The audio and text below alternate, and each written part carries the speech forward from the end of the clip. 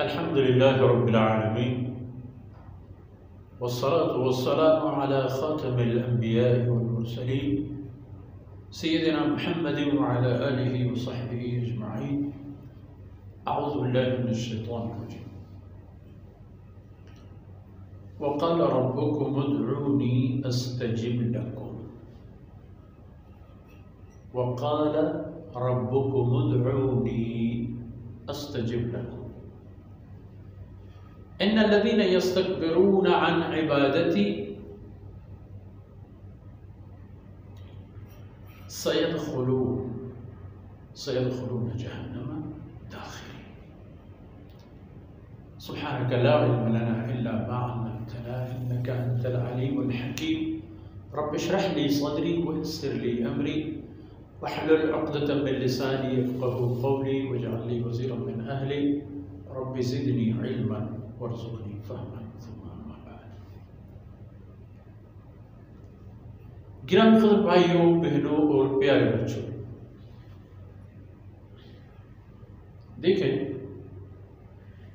ان الساعۃ لآتیۃ لا ریب فیہا، یہ دیکھ لی ہم نے کہ قیامت تو ہر حالت میں آنے والی ہے، چاہے آپ اس کے لیے تیار ہیں نہیں ہیں، آپ مانیں یا نہ سے تھوڑی مشورہ کیا جاتا ہے کہ کیا خیال ہے قیامت لائی ہے.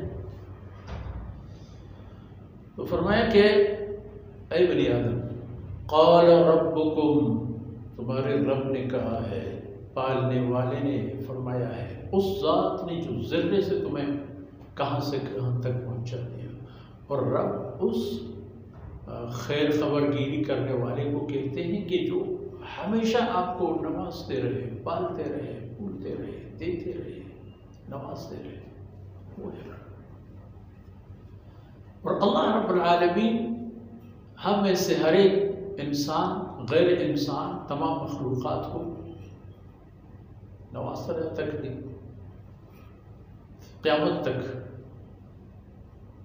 میدان محشر کے بعد بھی اللہ کی ذات ہی ہمیں پالتا ہے. تو تمہارے رب نے فیصلہ کیا ہے کہ ادعونی کے دو معنی ہیں. ایک ہے اللہ کی بندگی اور عبادت. اللہ کا حکم ہے. ویسے بھی قرآن کریم کے ہزاروں سینکڑوں آیتیں ہیں کہ جن میں صراحتاً یہ بات ذکر ہے کہ اللہ کی بندگی اصل چیز ہے. تمہارے رب کا فیصلہ ہے کہ میری بندگی کرو، استجب لکم، اس بندگی کا میں تمہیں اجر دوں گا.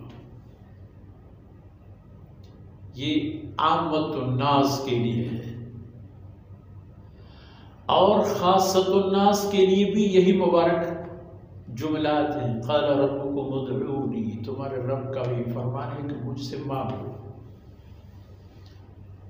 مجھ سے مانگو. دعا کا معنی طلب کرنا، پکارنا، مانگنا، یا اللہ یا اللہ، اس سے بڑھ کر اور کیا پکارنا. قال ربکم ادعونی، اے اہل ایمان کلمہ گو، اللہ کی بندگی تو کر رہے ہو، اللہ کا شکر گزار بن جاؤ. اب اپنی زندگی کے حوائج و مشکلات کے لیے بھی اللہ کی طرف رجوع کرو، اسی ذات ہی سے مانگو. لین دین برقرار رہے، بیچ میں کوئی وقفہ نہ آئے، کوئی فاصلہ نہ آئے. آپ مانگتے رہے، وہ دیتا رہے. استجب لکو، قبول کروں گا، عطا کروں گا.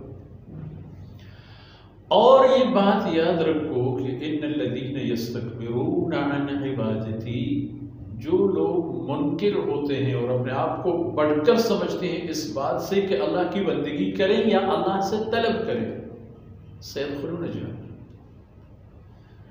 یہ ان قریب جہنم میں داخل کیے جائیں گے. اور وہ بھی کیسی حالت میں؟ داخرین، ذلیل اور رسوا کر کے ان کو جہنم رسید کیا جائے. اب یہ انسان بھی کیا بلا ہے؟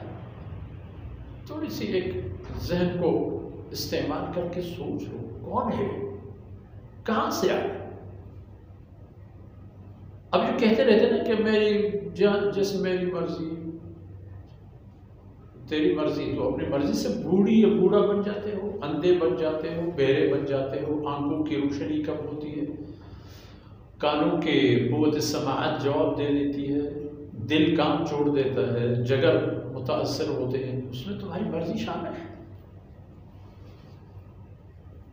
اگر شامل نہیں ہے تو پھر تم ایک مشین ہو اللہ کی انجینئرنگ کا، اور اس مشین کو اللہ رب العزت نے مقصد زندگی دی ہے۔ اب اس بات پر تمہارا انحصار ہے کہ اپنے دل سے یہ فیصلہ کرو کہ میں یہ کروں گا یا نہیں کروں گا۔ بس آپ کا فیصلہ،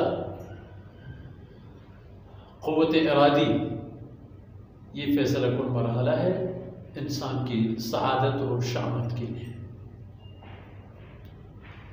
ورنہ اس سے بڑھ کر وہ کچھ نہیں کر سکتا۔ نماز کا وقت تو آ جاتا ہے، اذان کی آواز سن جاتا ہے انسان، اب اس کی مرضی مسجد جاتا ہے یا سنی انسنی کر دیتا ہے۔ پھر قیامت کے دن جب حساب کتاب کی بات ہوگی تو اسے یہ نہیں کہا جائے گا کہ ہاں ٹھیک ہے آپ کی مرضی، کی تو صحیح، نہیں کی تو کوئی بات نہیں۔